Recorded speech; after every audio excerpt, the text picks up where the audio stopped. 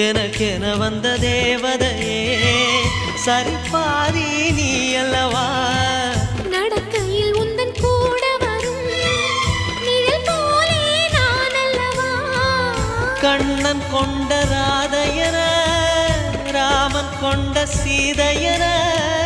மடி சேர்ந்த பூரதமே மனதில் வீசும் மாருதமே நன்றி சொல்ல உனக்கு வார்த்தை இல்லை எனக்கு நான் தான் மயங்குறேன்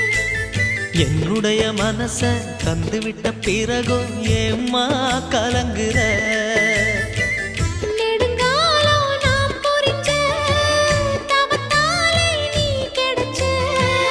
திரு